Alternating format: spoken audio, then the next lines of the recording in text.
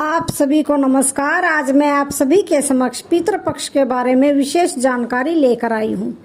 तो श्रवण करते हैं ये जानकारी। पितरों के समान हैं 3 वृक्ष, 3 पक्षी, 3 पशु और 3 जलचर। हमें इनका कभी भी अपमान नहीं करना चाहिए। हमारे धर्म शास्त्रों के अनुसार पितरों का पितृलोक चंद्रमा के ऊर्ध्व भाग में माना जाता है। दूसरी ओर अग्निहोत्र कर्म से आकाश मंडल के समस्त पक्षी भी तृप्त होते हैं। पक्षियों के लोक को भी पितृलोक कहा जाता है। तीसरी ओर कुछ पितृ हमारे वरुण देव का आश्रय लेते हैं और वरुण देव जल के देवता हैं, अतः पितरों की स्थिति जल में भी बताई गई है। तो 3 वृक्ष कौन से हैं? पीपल का वृक्ष, बरगद का वृक्ष, बेल का वृक्ष। तो पीपल का वृक्ष बहुत पवित्र होता है। एक और इसमें जहाँ विष्णु जी का निवास है, वहीं यह वृक्ष रूप में पितृदेव है। पितृपक्ष में इसकी उपासना करना या इसे लगाना विशेष शुभ माना जाता है। बरगद का वृक्ष, बरगद के वृक्ष में साक्षात शिव निवास करते हैं। अगर ऐसा लगता है कि पितरों की मुक्ति नहीं हुई है, तो बरगद के नीचे बैठकर शिव जी की पूजा करनी चाहिए। बेल का वृक्ष, यदि पितृपक्ष में शिव जी को अत्यंत प्रिय बेल का वृक्ष लगाया जाए तो अतृप्त आत्मा को शांति मिलती है। अमावस्या के दिन शिव जी को बेलपत्र और गंगा जल अर्पित करने से सभी पितरों की मुक्ति मिलती है। 3 पक्षी, तो कौन से हैं 3 पक्षी? कौआ, हंस और गरुड़। तो कोए को अतिथि आगमन का सूचक और पितरों का आश्रय स्थल माना जाता है। श्राद्ध पक्ष में कौ का बहुत महत्व माना गया है।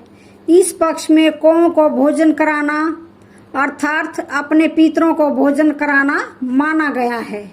शास्त्रों के अनुसार कोई भी क्षमतावान आत्मा कोए के शरीर में स्थित होकर विचरण कर सकती है।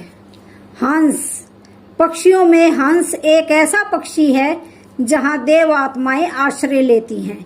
यह उन आत्माओं का ठिकाना है जिन्होंने अपने जीवन में पुण्य कर्म किए हैं और जिन्होंने यम नियम का पालन किया है।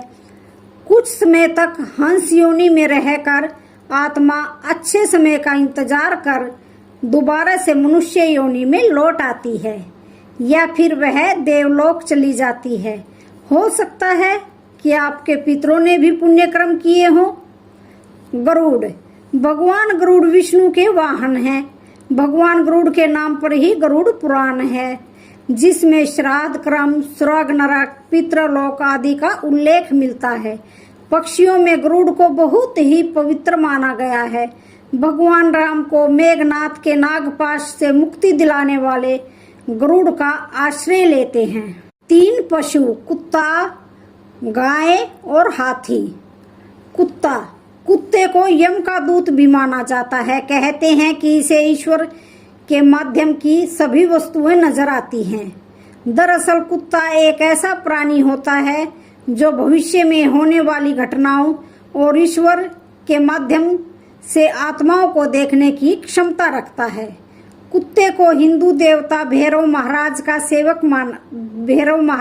सेवक भी माना जाता है।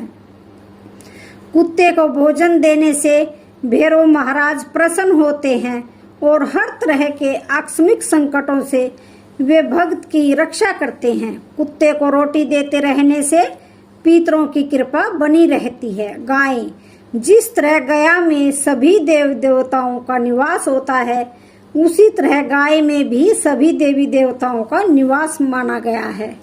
दरअसल मान्यता के अनुसार 84 लाख योनियों का सफर करके आत्मा अंतिम योनि के रूप में गाय बनती है। गाय लाखों योनियों का वह पड़ाव है जहां आत्मा विश्राम करके आगे की यात्रा शुरू करती है। हाथी, हाथी को हिंदू धर्म में भगवान गणेश का साक्षात रूप माना गया है।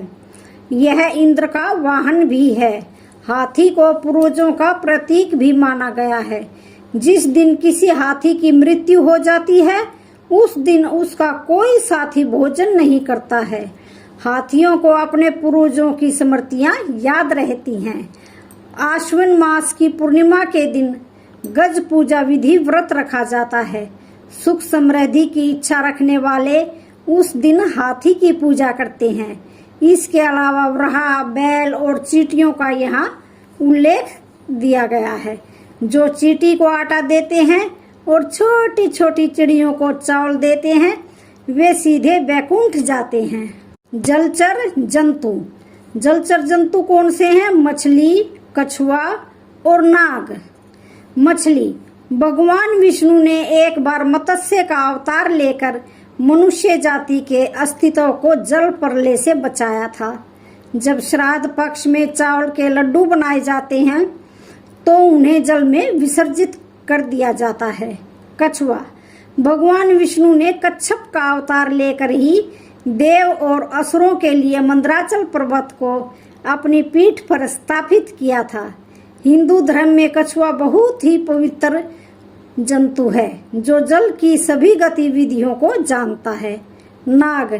हमारी संस्कृति में नाग की पूजा की जाती है क्योंकि यह एक रहस्यमय जंतु है। यह भी पितरों का प्रतीक माना गया है। तो आज की जानकारी का यहीं पर समापन होता है। वीडियो अच्छी लगे तो चैनल को लाइक, शेयर, सब्सक्राइब जरूर